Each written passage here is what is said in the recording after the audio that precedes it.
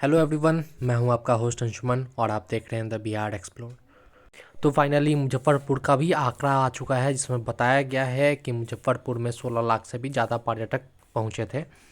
सिकंदरपुर मन की बात करें तो थर्ड जो लेक है, जो तीसरा लेक पड़ता है, उसमें काम नहीं होगा ऐसा कहा जा रहा है, जिसके बारे में मैंने आपको बताया भी था कि उसका लागत कम भी कर दिया गया हुआ है और लेक में पानी का साफ़ सफाई भी किया जाएगा। और बता दें कि 700 करोड़ की लागत से औराई तक बनेगा 4 लेन रोड, जिसमें ब्रिज भी शामिल है। तो आइए देखते हैं पूरा इन्फो। तो आपको बता दूं कि बीते साल 16.5 लाख पर्यटक आए थे, जिसमें 9,000 से ज़्यादा विदेशी थे। तो 2023 में बिहार के नालंदा, सारण, पटना, गया, वैशाली के साथ मुजफ्फरपुर में भी पर्यटक खूब आए। एक्चुअल में यहाँ से नेपाल, वाल्मीकि नगर, वैशाली गढ़ व कोल्हुआ स्थित जो अशोक स्तंभ है उसे देखने ज़्यादातर लोग आए थे और मोतिहारी का जो केसरिया है उसे भी लोगों ने देखा। आपको बता दें कि जो ये 16.5 लाख पर्यटक आए थे यहाँ पे, उसमें से 65% जो पर्यटक हैं वो मुजफ्फरपुर के विभिन्न होटलों में ठहरे और ठहरने के बाद नेपाल गए, जहाँ काठमांडू, पोखरा, पशुपतिनाथ मंदिर और जनकपुर की भी यात्रा की इन लोगों ने।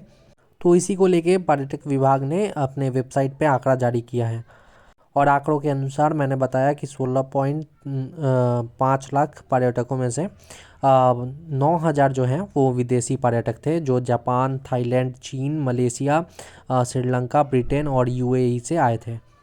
इसके अलावा 10% ऐसे भी थे जो अपने बिहार से ही आए थे।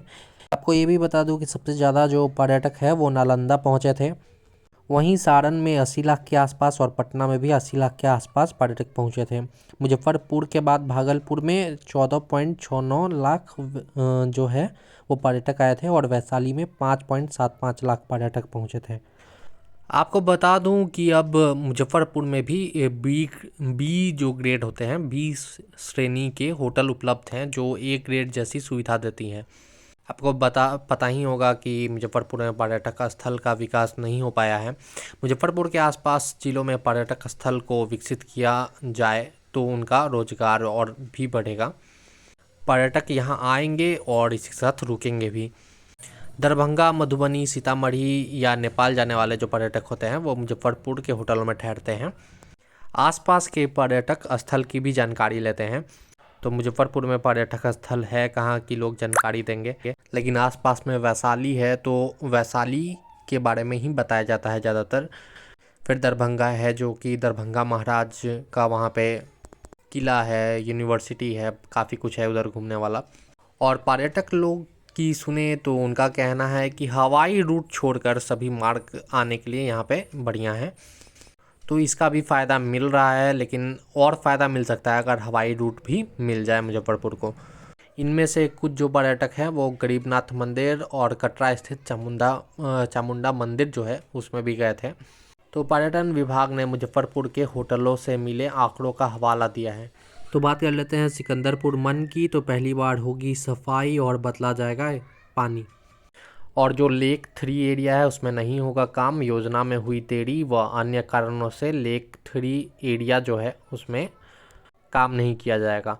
इसको लेके पहले से ही 38 करोड़ जो है 38 करोड़ की कटौती की जा चुकी है। तो मुजफ्फरपुर का किस्मत वैसे ही काफ़ी ख़राब रहा है। आपको बता देना, स्मार्ट सिटी जो कंपनी आई वो ढंग से काम की। रोड की हालत अभी भी देख लेंगे तो क्या ही कहा जाए। दिन रात जाम की समस्या लगी रहती है। ट्रैफिक सिस्टम लगा दिए गए हैं लेकिन वो भी कोई काम के नहीं है, उन्हें बंद कर कर रख दिया गया हुआ है।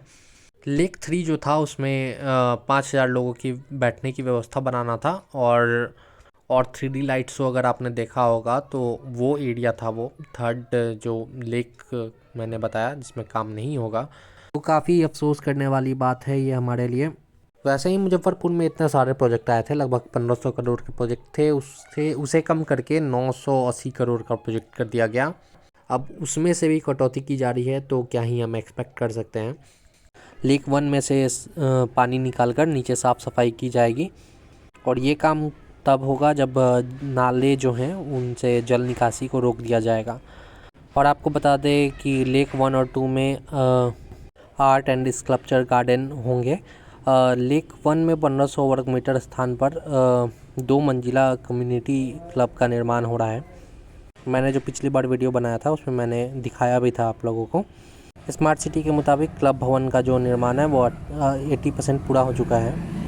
और इसके अलावा आपको बता दें कि गुजरने वाले जो मरीन ड्राइव रोड जो है उसके किनारे साइकिल ट्रैक, पाथवे, धोबी घाट। ये धोबी घाट क्या है मुझे समझ में नहीं आता। एक पार्क में धोबी घाट कैसे रह सकता है? हालांकि इसे तीसरे वाला जो मन है जिसमें काम नहीं हो रहा है उसमें शिफ्ट कर देना चाहिए। पता नहीं क्यों ही बना रहे हैं उसमें लोग।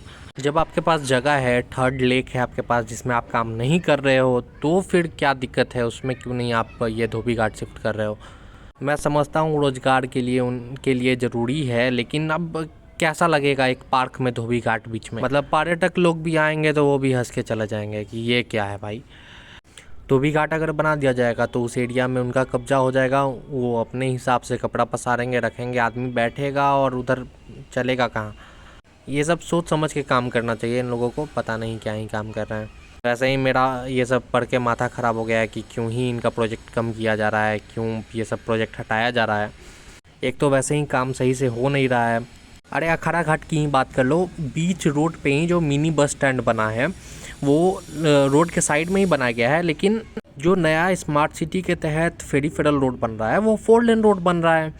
तो ये जो मिनी बस स्टैंड है वो तो रोड के बीच में हो जाएगा ना उस हिसाब से, तो उसको तोड़ना पड़ेगा। तो यहाँ मिलजुल कर हिसाब से काम नहीं किया जा रहा है बिल्कुल। एक स्मार्ट सिटी कंपनी है वो अपने हिसाब से काम करती है और दूसरा जो है उसे तोड़ के अपने हिसाब से काम करता है। तो क्या ही कहा जाए इस पर। मैं आपको इसका वीडियो दिखाऊंगा कि कैसे बना हुआ है, और पोल जो नया पोल है वो कितना दूर में साइड में बनाया गया है ताकि जो 4 लेन रोड है उसका उतना चौड़ाई हो सके। तो ये चीज़ मैं आपको वीडियो दिखाकर समझाऊंगा तो आपको ज़्यादा अच्छे से समझ में आएगा।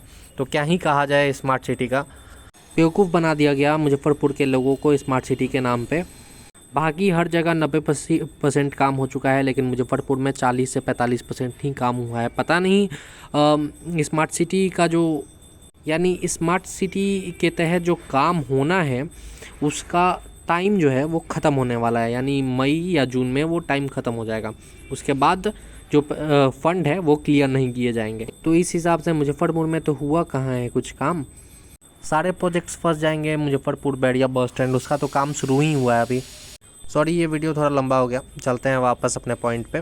सबसे पहले तो मंजूरी का इंतज़ार करते हुए सड़कों की लागत 38 करोड़ बढ़ गई, यानी पिछले साल ही मंजूरी के लिए DPR बनाकर भेज दिया गया हुआ था।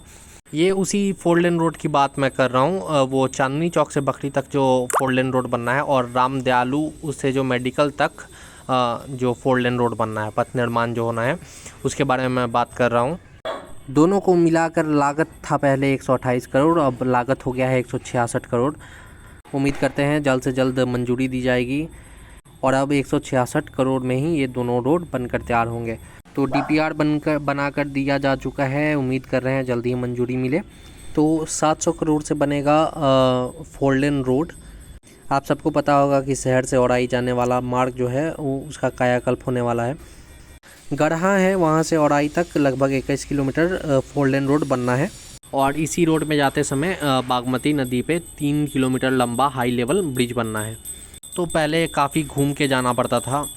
2 रास्ते थे जिसमें एक बेनीबाद होकर 70 किलोमीटर लगता था, और एक जो है वो रूनी सैदपुर होकर 65 किलोमीटर लगता था। लेकिन ये सीधा रास्ता बन जाएगा तो काफ़ी आसानी हो जाएगा, लगभग 25 से 30 किलोमीटर में ही लोग यहाँ पर आराम से पहुँच जाएंगे। तो ये काफ़ी बड़ी सौगात है मुजफ्फरपुर वासियों के लिए। विभाग के अनुसार बात कर ले तो जैसे ही स्वीकृति मिल रही है वैसे ही टेंडर जारी किया जाएगा। तो उम्मीद करते हैं ये वीडियो आपको अच्छा लगा होगा। ऐसे ही वीडियोस के लिए बने रहे हमारे साथ। मिलते हैं नेक्स्ट वीडियो में। Thanks for watching.